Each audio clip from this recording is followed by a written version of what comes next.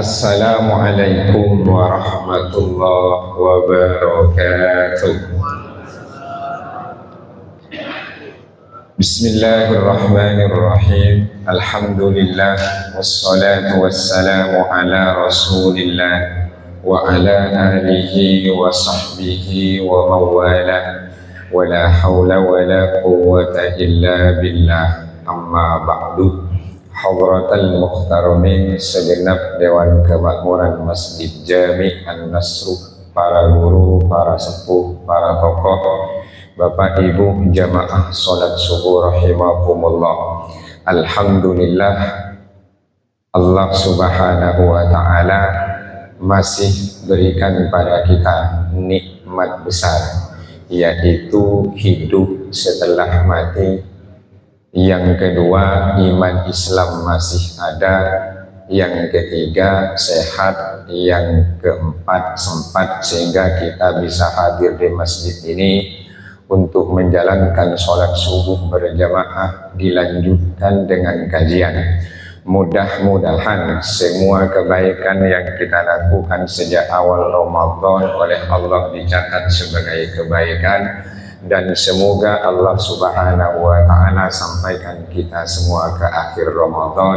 Amin ya rabbal alamin. Baik jamaah rahimakumullah, kita tidak lagi ngaji fikih, tapi ngajinya adalah keilmuan bisa berbasis tentang tafsir, hadis dan lainnya. Ramadan kita kenal satu dengan istilah Syahrul Maghfirah, yang kedua adalah Syahrul Rahmah. Bagaimana Al-Quran dan hadis memandang dua nama dari Ramadan ini. Yang pertama disebut Syahrul Maghfirah. Ramadan adalah bulan ampunan. Berdasarkan hadis Nabi yang sangat kita hafal, man shoma Ramadhanah imanan wahtisaban ghufiro. Ada ghufironya. Man shoma Ramadhana imanan wahtisaban ghufira lahu ma taqaddama min dzambih.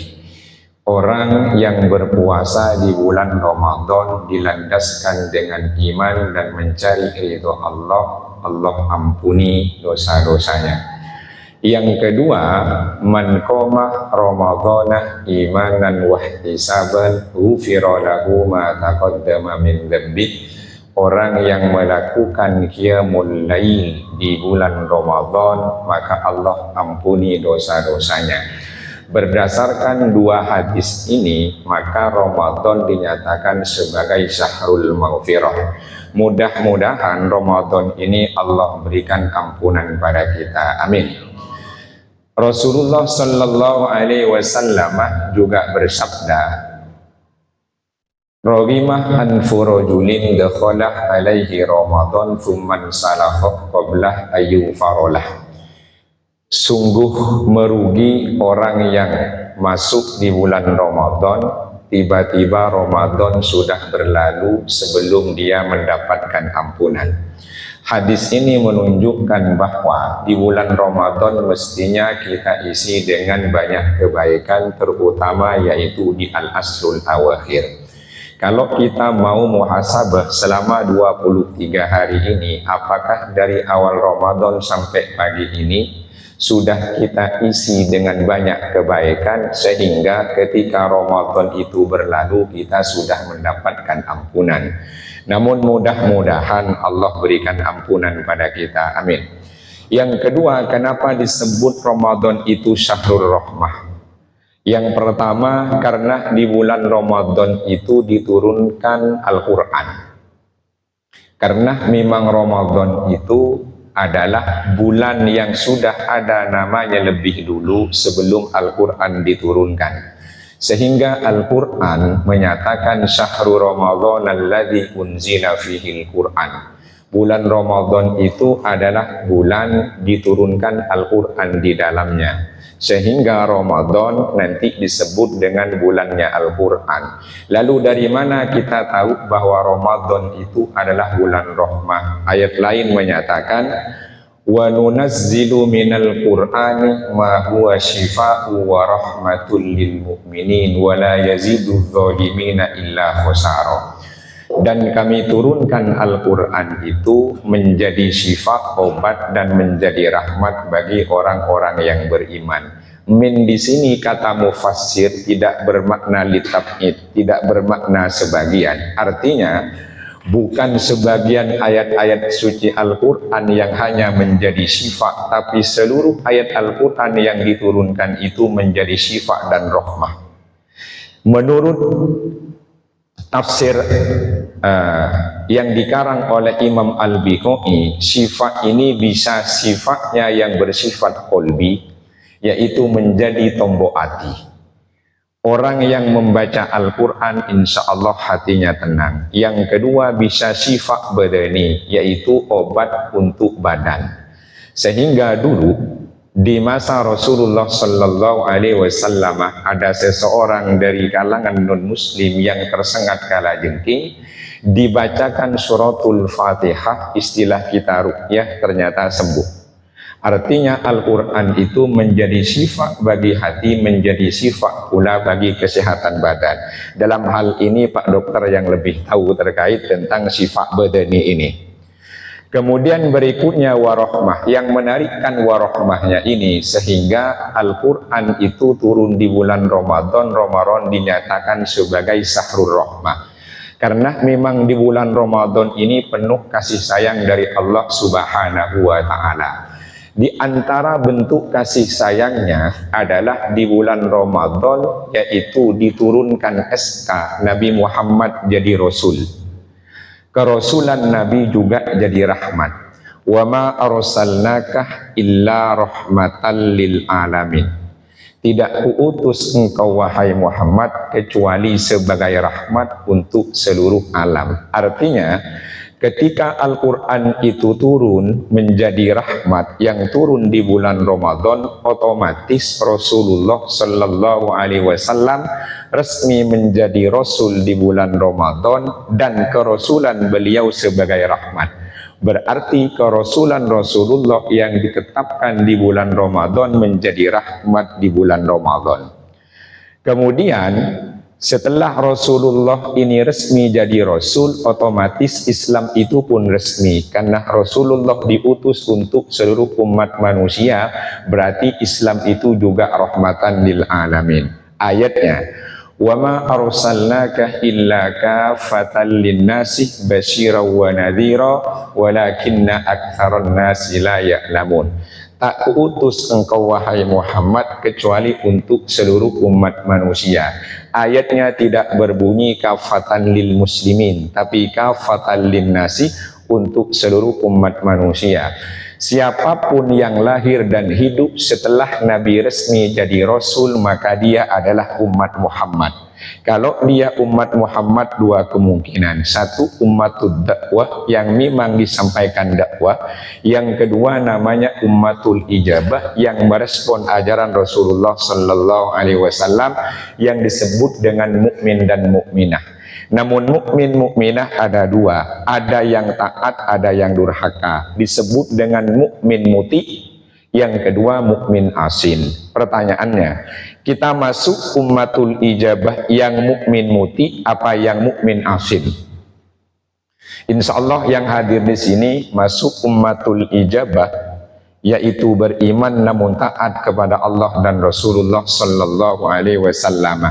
Sehingga kita bisa memahami bahwa di bulan Ramadan ini ada tiga hal. Satu, diturunkan Al-Quran menjadi rahmat. Yang kedua, ditetapkan Nabi Muhammad sebagai Rasul, yaitu menjadi rahmat. Yang ketiga, Islam itu resmi pula di bulan Ramadan, juga rahmat untuk seluruh umat manusia. Dengan demikian, bahwa Ramadan disebut dengan Syahrul Rahmah. Ramadan pula disebut Syahrul Rahmah, diantaranya di bulan Ramadan Allah Subhanahu wa Ta'ala buka pintu-pintu surga. Futihat abwabul jannah. Pintu-pintu surga dibuka semua, tidak ada yang ditutup. Namun sayangnya sekalipun pintu-pintu surga ini dibuka, banyak orang cuma numpang lewat di depannya, tak mau masuk ke dalamnya.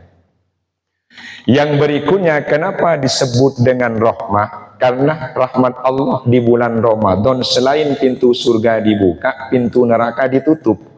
Wa ghulliqat abwabun nari, pintu-pintu neraka ditutup. Ini juga bagian dari rahmat sehingga orang tidak mudah masuk ke neraka. Namun sayangnya banyak orang maksa diri masuk neraka lewat jendela. Nah, ini yang penting jadi catatan.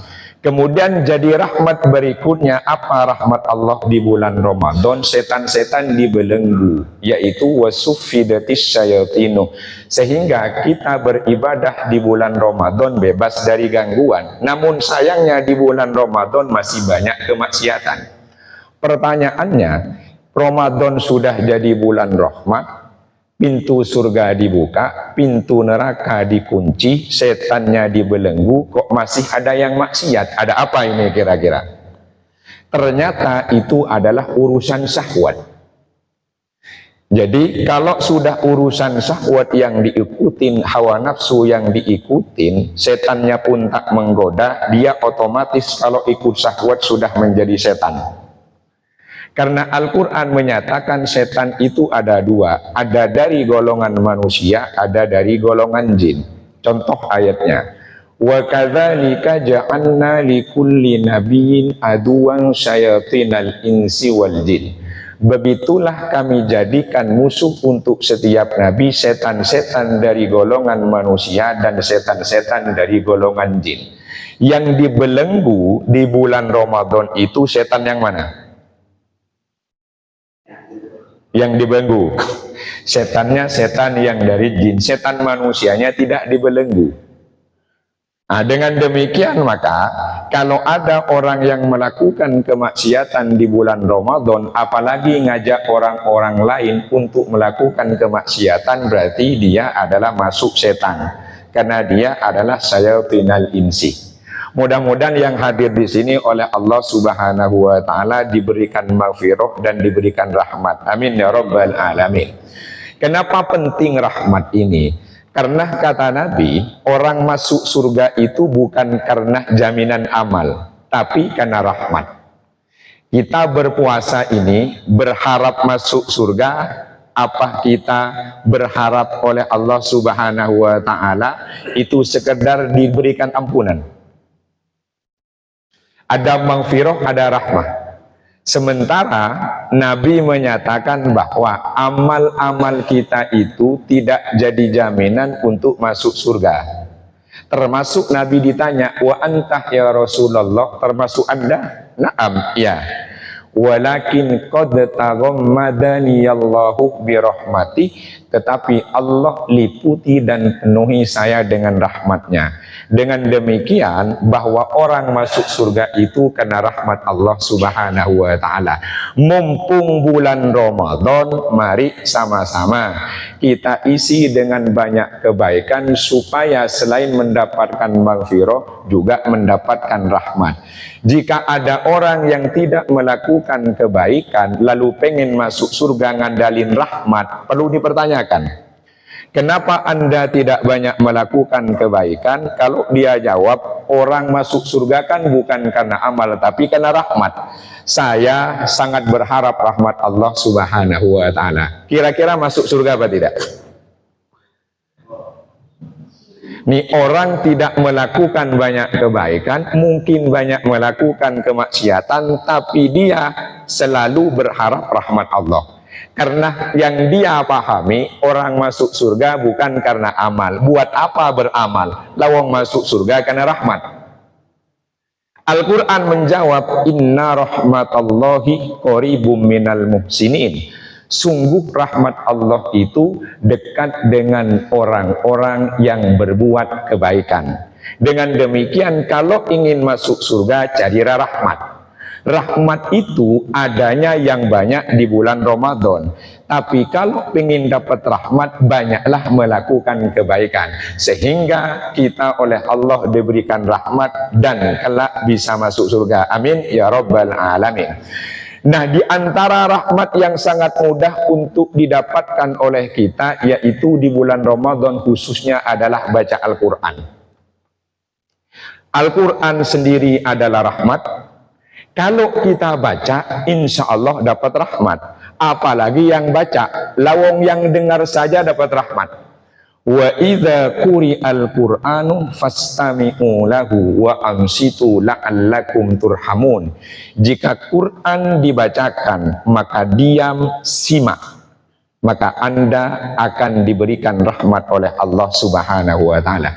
Itu dengerin saja diberi rahmat, apalagi yang baca. Pertanyaannya, di bulan Ramadan kita ini banyak nyimak Quran apa banyak membaca Al-Quran? Jangan-jangan nggak dua-duanya gitu. Sudah tidak baca Quran, ada orang baca Quran malah tidak didengarkan. Jangan-jangan. Tapi saya yakin di sini wajahnya wajah ahlul Quran. Amin ya rabbal alamin. Baca Quran bisa sendirian. Kalau baca sendirian insya Allah aman, nggak ada kekeliruan. Nggak ada. Kenapa?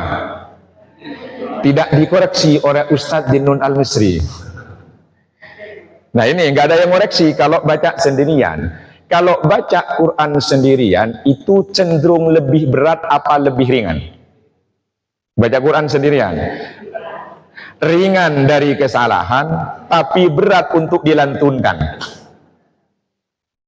Kalau berat untuk dilantunkan sendirian 15 menit saja, yang bikin ringan itu kalau rombongan. Ya, ringan kalau rombongan. Dia baca 5 menit, lalu istirahat, nyimak, berikutnya yang baca, itu ringan. Jadi bisa baca sendiri, insya Allah ringan dari kesalahan, tapi berat dilantunkan. Kalau ada orang rajin baca Quran sendirian, tidak mau baca bareng-bareng dengan rombongan, insya Allah dia karena tidak mau ada kesalahan dalam lantunan Al-Quran.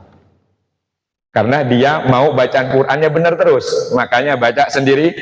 Kemudian, kalau yang ikut rombongan Al-Quran tadarusan, insya Allah dia ingin lebih baik bacaan Al-Qurannya. Namun kalau tidak baca Quran sendirian, tidak pula ikut rombongan, tidak nyimak Quran, hati-hati, takut Ustadz Dinun Al-Misri dan rombongan bacain Quran sampean. Mudah-mudahan masih lama dibacakan Quran ya. Amin ya rabbal alamin. Kemudian betapa pentingnya baca Quran ini, sehingga dalam Al-Quran untuk baca itu ada 3 terma. Satu adalah qiraah, yang kedua tartil, yang ketiga tilawah. Iqra, bacalah. Warattilil Qur'ana tartila, bacalah Quran tartil.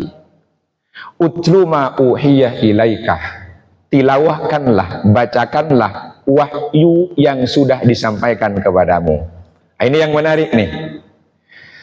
Kalau rotilil Qur'ana tartila, baca Quran itu beraturan sesuai dengan tajwid dan lain-lainnya. Makanya warotilil Qur'ana tartila. Alhamdulillah kalau kita baca Quran itu lebih dari tartil, cepat. Yang kedua, ikro, baca, bisa dibunyikan juga bisa tidak dibunyikan. Tapi yang menarik tilawah ini. Sehingga dalam surah Fatir ayat 29 itu Allah menyatakan, innalladzina yatluna kitaballahi wa aqamus sholatah wa anfaku mimma razaqnahum sirran wa alaniyatan yarjuna tijaratan lan tabur liyuwaffiyahum ujurahum wa yazidahum min fadlih innahu ghafurun syakur. Ini ayat ini menarik nih. Kenapa tidak pakai innalladzina yaqra'unal qur'ana? Kok tidak pakai innalladzina yurattilunal qur'ana? Kok pakai yatluna? Kalau Nabi diperintahkan baca sendiri ikra. Tapi kalau pakai aturan rotil, tapi ketika diperintahkan untuk menyampaikan ke umat utlu, sehingga pakai yatluna, karena tilawah itu baca, dipahami, diamalkan, sampaikan. Jadi ayatnya bunyi innalladzina yatluna kitaballah. Tilawah itu Quran dibaca, dipahami yang dibaca, setelah paham diamalkan lalu disampaikan. Makanya utlu ma uhiya. Alhamdulillah bacaan Quran kita sudah tilawah, yang dibaca sudah dipahami, yang dipahami sudah diamalkan, yang diamalkan sudah disampaikan. Insya Allah sudah semua ya. Ini menarik nih, pakainya tilawah. Kemudian wa aqamus sholatah, dan mendirikan sholat, bukan pakainya yaitu wa yusalluna. Nah, ini Quran nih, pakainya aqamah wa yusalluna, karena kalau pakai iqamatus sholah dengan sholah biasa beda. Contoh, fawailul lil musallin, bukan fawailul lil ladina aqamus sholah. Tapi di ayat lain idza qamu ilas sholati, di ayat lain alladzina yu'minuna bil ghaibi wa yuqimunas sholah. Pakainya adalah aqamus sholah, bukan yusalluna, bukan qamu ilas sholati. Kalau yusalluna seperti fawailul lil musallin, celakalah orang yang sholat an sholatihim sahun lalai. Kalau qamu ilas sholati, mau berdiri sholat malas, orang munafik. Tapi kalau pakainya yuqimunas sholah, alladzina yu'minuna bil ghaibi wa yuqimunas sholah, karena sholat yang dilaksanakan itu sesuai dengan aturan syaratnya, rukunnya dan sunnah-sunnahnya, serta tanha anil fahsya'i wal munkar. Ayat ini bunyinya yatluna kitaballah wa aqamus sholah. Pertanyaannya, kenapa yatluna kitaballah, baca Quran lebih didahulukan dibanding aqamus sholah, mendirikan sholat? Karena baca Quran itu lebih ringan daripada mendirikan sholat.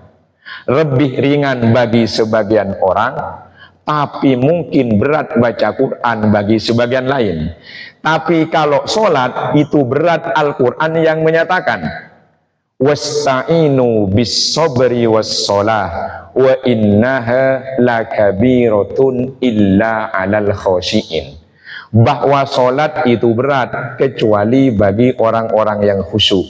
Insya Allah bacaan Quran kita sudah tilawah, sholat kita yaitu sudah iqamatus sholah masuk illa alal khosyi'in, insya Allah. Lalu menarik berikutnya nih, wa anfaku mimma razaqnahum.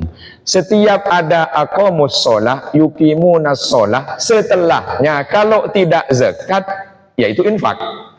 Alladzina yu'minuna bil ghaibi wa yuqimunas sholah wa mimma razaqnahum yunfikun. Al-Baqarah, alladzina yu'minuna bil ghaibi wa yuqimunas sholata wa mimma razaqnahum yunfikun wa aqamus sholata wa anfaku mimma razaqnahum.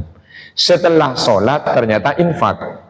Kenapa infak taruh di belakangan, kok sholat duluan? Pertanyaannya, lebih berat mana sholat dengan infak? Di berat mana? Sholat lebih berat infak. Ya, lebih berat infak. Coba saja cek. Banyak orang yang rajin istiqomah sholat, tapi infaknya berat. Nah, monggo dicek nih, kira-kira beratan mana nih?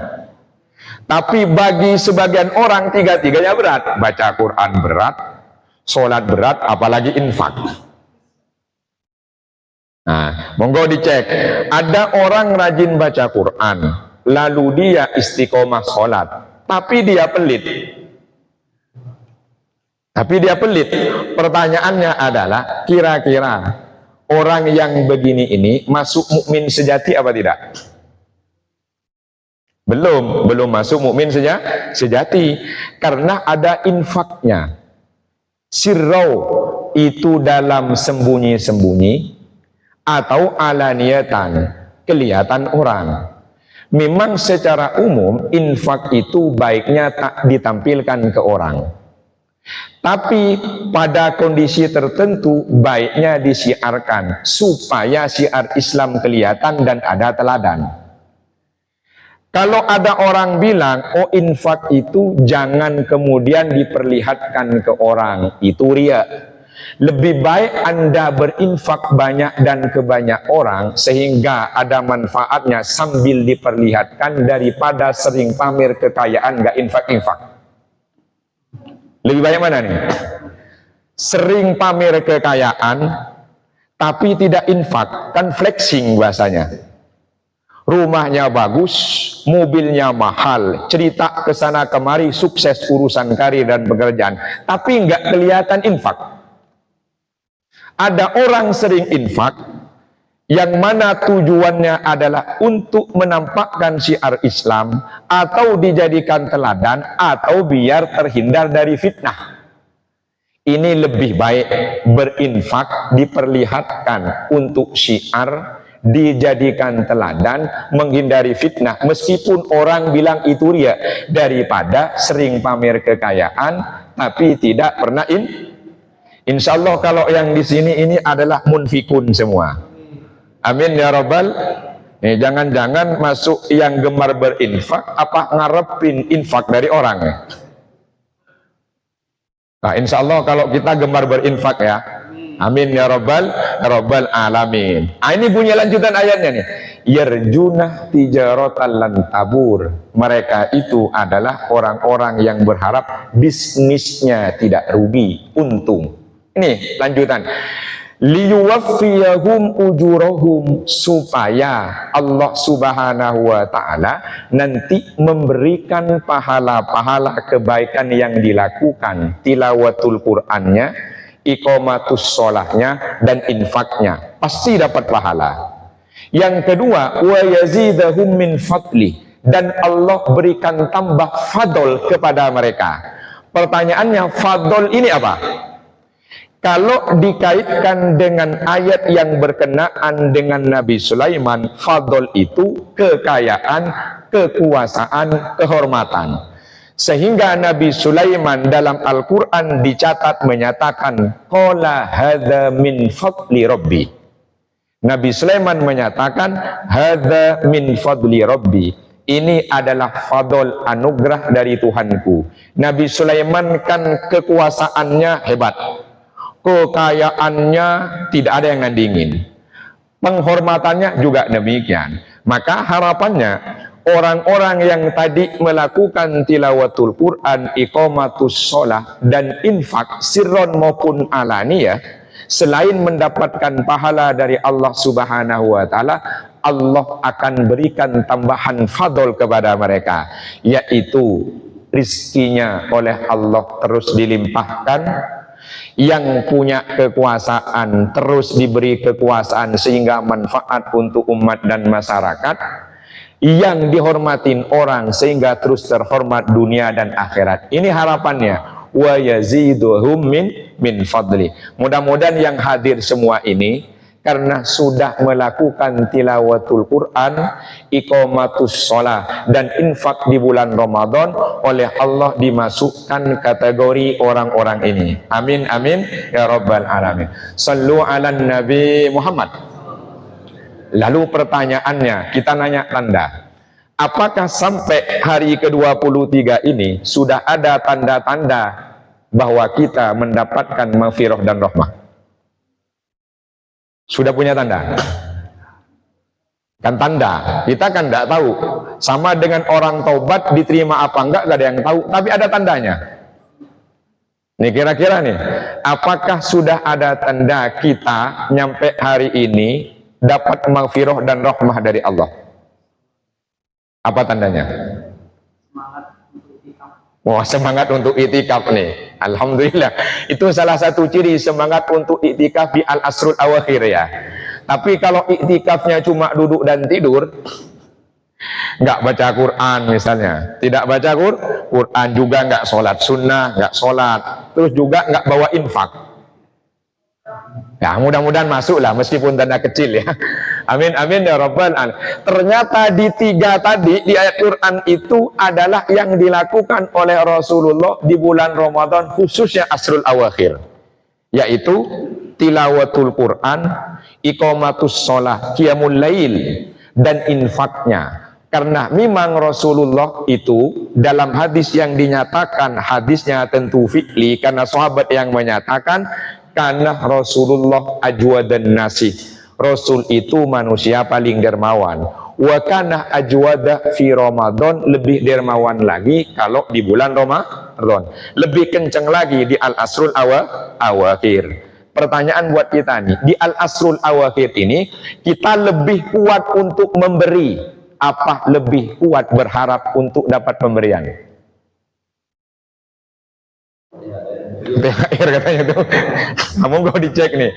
Kita lebih kuat lagi untuk memberi, apa lebih kuat ingin mendapatkan pemberian? Pertanyaan sederhana kan?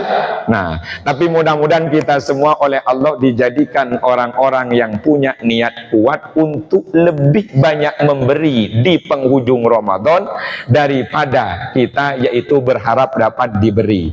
Amin ya rabbal alamin. Wajah-wajahnya di sini dermawan semua. Amin ya rabbal alamin. Penutup, dermawan itu dalam istilah keilmuan dalam bahasa Arab ada satu tingkatan pertama namanya sakho. Sakho, sahi orangnya. Sakho itu adalah sahi orangnya, dermawan, ada orang butuh bantuan, menyebutkan kepadanya, enggak banyak nanya, dikasih sesuai kebutuhan. Itu sakho namanya. Kemudian di atasnya namanya jud, orangnya jawad. Lihat orang datang, kelihatan wajahnya kalau butuh bantuan. Itu namanya jawad. Jadi kalau tadi sahi itu ada orang datang, kemudian dia minta bantuan, enggak banyak nanya, dikasih sesuai yang dibutuhkan. Di atasnya ada jud. Jud itu lihat orang datang, sudah ketahuan kalau dia butuh bantuan, enggak nanya-nanya, langsung dikasih bantuan. Itu jawad namanya. Yang ketiga, karom, orangnya karim. Ada yang datang atau tidak datang butuh bantuan, diberi lebih dari yang dibutuhkan, itu namanya karim. Nggak tahu kita yang mana nih, apakah kita sahi, apakah kita jawad, apakah kita karim. Jangan-jangan ada orang datang ke kita minta bantuan, banyak ditanya, nggak dikasih. Jangan-jangan ya. Tapi mudah-mudahan di sini orangnya karim semua. Amin ya rabbal alamin. Saya kira itu yang dapat saya sampaikan. Mudah-mudahan jadi pengingat buat saya pribadi, jadi pengingat buat Bapak Ibu sekalian. Amin. Wallahu a'lam bishawab. Terima kasih. Ini kayaknya sudah jelas gampang, tapi bingung mengenai. Baik, Bapak Ibu yang Allah Subhanahu wa taala, masuk ke diskusi atau saya sebenarnya jawab boleh, mau dibuat tema juga boleh ya. Silakan. Ya, terima kasih. Dari mana? Ini mau takifin Pak. Ya, tadi yang punya tanda dapat maghfirah dan rahmat. Bismillahirrahmanirrahim. Assalamualaikum warahmatullahi wabarakatuh. Waalaikumsalam. Pak Kiai, terima kasih. Saya Irfan dari Kecamatan Manja, Lebak, Pak. Langsung dari Maja. Sama anak alhamdulillah sedang menghafal Al-Quran. Sengaja untuk bisa majelis ilmu hari ini. Pak Kiai, tadi yang disampaikan insyaallah sangat bermanfaat.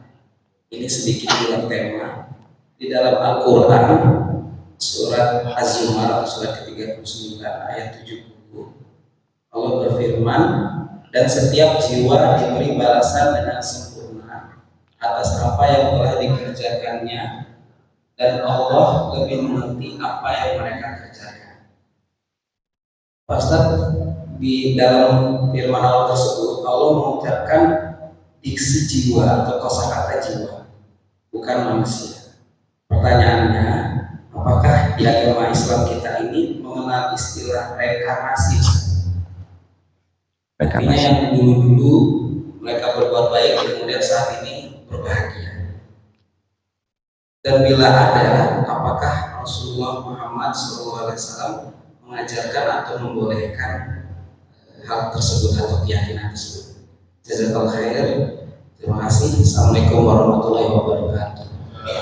Wassalamualaikum warahmatullahi wabarakatuh. Langsung ya, takut lupa pertanyaannya. Baik, terima kasih Pak Irfan yang jauh-jauh dari Lebak. Tadi bilang firman Allah surah Az-Zumar ayat 39. Yang dibaca bukan firman Allah, itu terjemahan. Ya, saya kalau ngajar membedakan mana yang firman Allah, mana yang terjemahan, mana yang tafsir. Sebab terjemahan itu hanya alih bahasa. Tafsir itu pemahaman ulama. Ayatnya tetap ayat. Ah, monggo, apa kira-kira ayatnya? Biar yang lain tahu. Ya, monggo dibaca ayatnya, biar yang lain tahu. Jadi jangan sampai begini. Nanti khutbah, sebagaimana firman Allah dalam surat 2 ayat 53 yang artinya nggak ada. Itu bukan firman Allah, itu terjemahan gitu. Bisa dibedakan ya. Jadi ada Al-Quran, ada ayat Quran, ada terjemah, ada tafsir.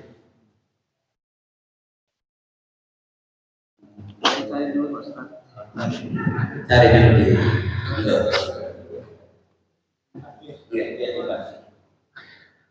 Nggak, supaya terbiasa firmannya bukan terjemahannya gitu. Bismillahirrahmanirrahim. Qul ya qaumi a'malu 'ala makanatikum inni 'amil fasawfa ta'lamun. Kalau dilihat ayatnya bukan tadi terjemahannya. Ayat berapa? Iya, saya.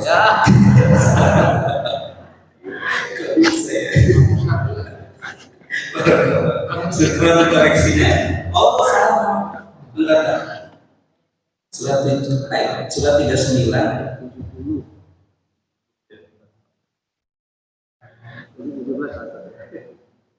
Biar kita terbiasa jemaah. Jadi ayat-ayat terjemah, tafsir. Sebab banyak orang ngandalin terjemah lalu jadi mufti.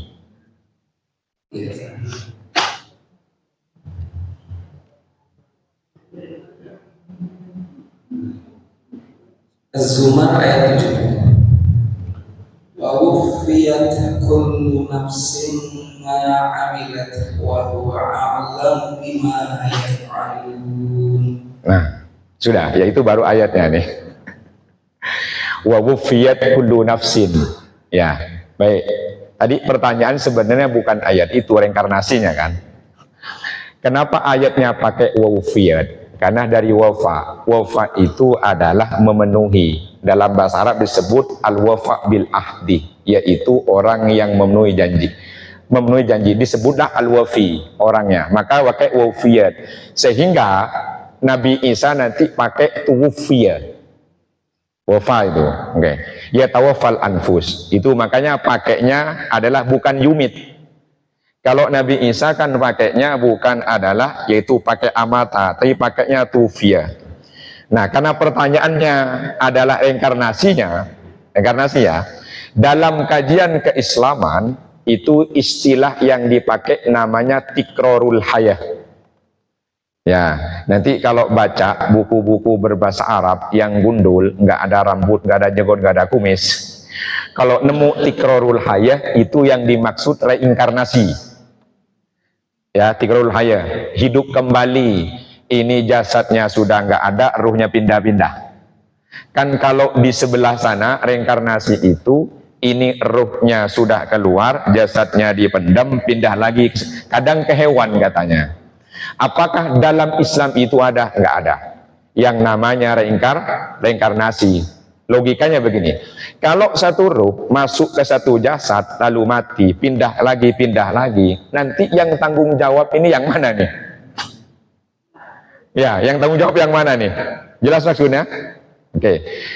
Kemudian kenapa pakai nafsun, kok tidak pakai insan? Karena sudah berbicara yaitu tentang jiwanya. Sehingga dalam surah Al-Fajr itu yang oleh Allah diperintahkan pulang bukan bunyi manusia, tapi nafsu. Ya ayyatuhan nafsul mutmainnah. Ya, irji'i, bukan ya ayyuhal insanu. Bukan besar. Berarti tikrorul hayah itu tidak ada. sekalipun kita kadang pernah mendengar ada yang namanya mati suri. Pernah dengar mati suri? Kan beda tuh, kalau reinkarnasi sudah mati, jasadnya sudah ada yang dibakar dan hilang lalu pindah. Kan begitu kan? Nih. Tapi kita pernah dengar yang namanya mati suri ya. Ada pertanyaan kadang saya ditanya, Ustadz itu kira-kira malakul maut salah cabut apa gimana itu? Iya, ada istilah mati suri ya, mati suri itu. Nah, kira-kira mati suri ini sudah mati beneran adalah maut hakiki apa belum? Maut hakiki ini. Nah nih, ternyata kalau mati suri itu ruhnya kata sebagian ulama belum nyampe. Karena saya pernah menyaksikan, Allahumma firlahu, dulu sepupunya kiai, sudah nggak ada, dicek medis nggak ada, nggak ada. Sudah dimandikan, mau dikafanin, bangun, nanti Pak Dokter mungkin dari medis bisa nih, bangun. Ternyata ditanya, dia kaget, orang kaget. Jadi yang dia rasa kedatangan oleh beberapa orang yang pakai jubah putih, lalu dia dibawa ke sejenis lesung, lalu dibawa terbang, muter-muter, kayak film-film itu. Kenapa kaget? Karena dilepaskan jatuh. Dilepaskan jatuh. Nah itu, berarti diambil ruhnya mungkin ya, jatuh. Nah, tapi itu balik lagi bukan reinkarnasi namanya. Bukan reinkarnasi, berarti yang memang belum waktunya, yaitu untuk dia ajalnya sudah tiba maut selamanya itu. Jadi reinkarnasi tikrarul hayah dalam Islam tidak ada. Sabun? Ya, wallahu a'lam bishawab. Berikutnya Bapak Ibu.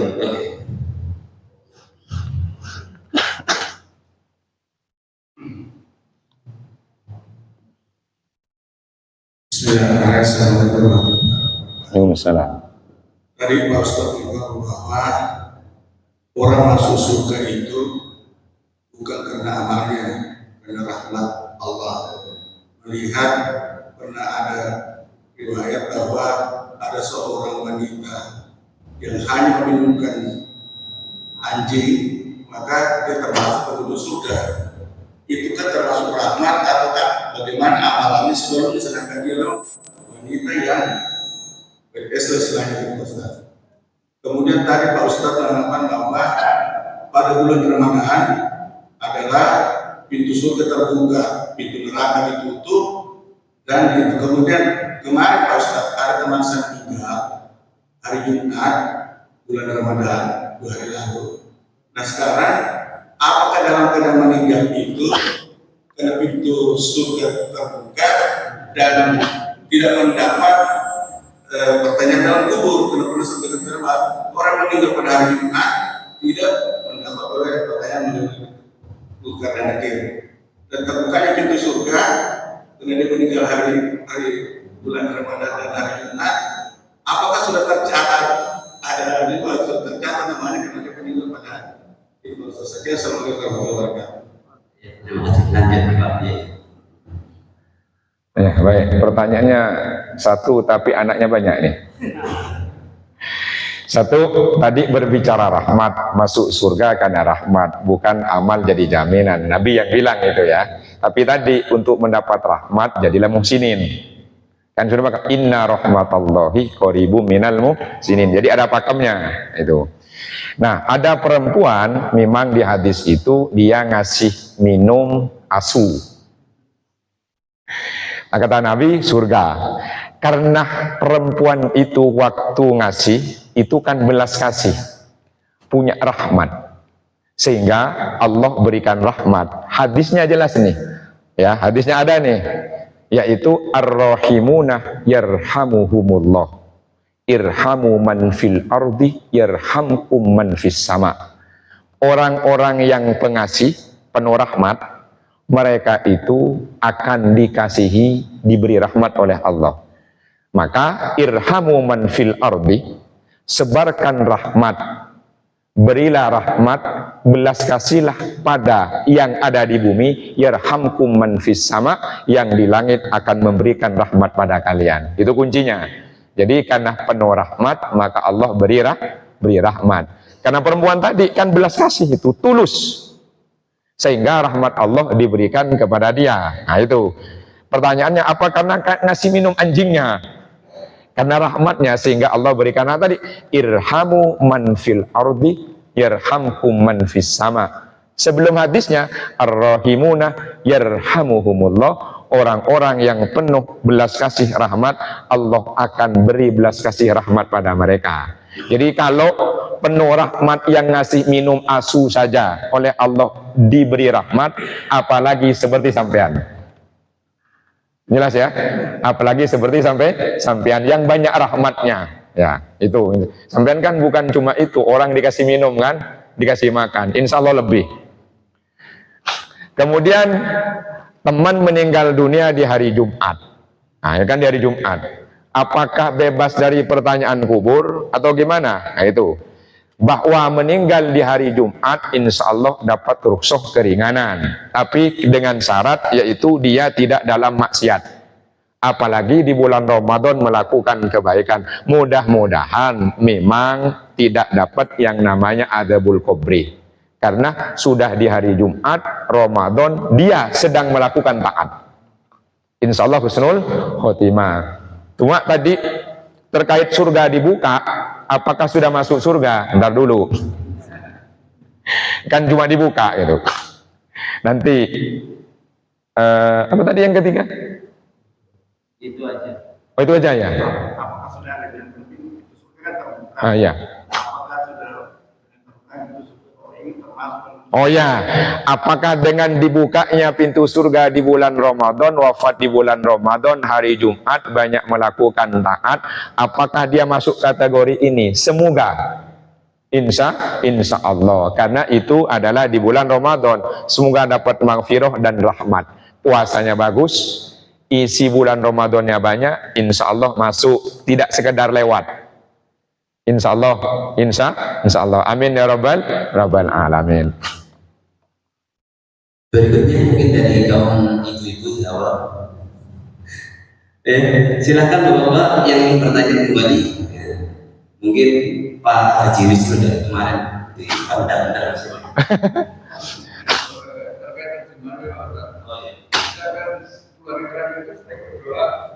Oh, maafkan aku Karim. Afun Karim. Afu itu sama maghfirah itu bedanya apa? Dalam ampunan ada bedanya sama-sama ampunan. Kalau itu ampunan yang lebih total. Diampuni ya langsung dihilangkan dari catatan amal. Tapi kalau maghfirah itu masih ada catatannya karena ada syarat-syarat yang harus diselesaikan untuk diampuni. Enggak maksud saya karena saya baca terjemahan takutnya gitu. Terima kasih. Baik, biasanya afun itu diterjemahkan maaf. Kalau ghafaroh, maghfirah itu adalah ampunan. Jadi apa bedanya afu dengan maghfirah? Apa bedanya afun dengan ghafur? Ghafur dengan ghafir, ghafir dengan ghafar. Itu banyak nanti Pak Haji. Tapi Pak Haji nggak nanya ke sana, nggak saya ke sana itu. Ya. Baik, afun itu terkait tentang hal-hal dosa-dosa yang sederhana. Jadi nggak besar-besar amat lah. Itu afun. Itu sama dengan maaf gitu tuh. Maaf. Allahumma innaka afun karim tuhibbul afwa fa'fu anna. Nabi ini adalah afun juga. Misalnya, wala yajzi bis sayyi'atis sayyi'atah walakin ya'fu wa yasfah. Nabi itu kalau diperlakukan buruk oleh orang lain tidak balas dengan keburukan tapi memaafkan. Wayasfah, itu afun. Tapi kalau maghfirah ini terkait tentang dosa-dosa, terutama yaitu adalah yang besar dan yang banyak, itu adalah maghfirah. Sehingga orang-orang yang sudah terlanjur banyak dosanya oleh Allah dilarang untuk putus asa, pakainya ghafur. Qul ya ibadiyalladzina asrafu ala anfusihim la taqnatu mir rahmatillah. Innallaha yaghfiru, bukan yakfu tuh. Innallaha yaghfiru dzunuba jami'a innahu huwal ghafurur rahim. Katakanlah Muhammad, wahai hamba-hambaku yang sudah melakukan israf, udah banyak banget itu, la taqnatu mir rahmatillah, jangan pernah putus asa dari rahmat Allah. Ini rahmat kuncinya nih. Innallaha yaghfiru dzunuba jami'ah, bukan ya'fu. Allah ampuni semua dosa. Meskipun ayat lain ada innallaha la yaghfiru ayyushraka bihi wa yaghfiru ma duna dzalik. Yang dimaksud dosa syirik tak diampunin kalau dibawa mati. Kalau sebelum mati dia sudah taubat, ya ndak. Karena banyak sahabat Nabi dulu kan musyrik. Kemudian bertaubat masuk Islam. Ini betul ayatnya. Innahu huwal ghafurur rahim. Karena sesungguhnya Allah lah yang maha pengampun. Menariknya diikuti rohim, memberikan ampunan penuh kasih sayang. Jadi maghfirah itu jauh lebih besar, lebih luas dibanding dengan afun. Makanya kalau kita nyenggol orang bilangnya apa? Maghfirah apa afwan? Ya, afwan. Itu maksudnya. Artinya kalau kita minta ampunan baik untuk kita dan orang tua yang diajarkan Allah, Rabbighfirli wa liwalidayya. Bukan yaitu Rabbi funi. Nah, bukan itu. Artinya bahwa maghfirah itu adalah jauh lebih besar dibanding yaitu afun. Bisa dibedakan?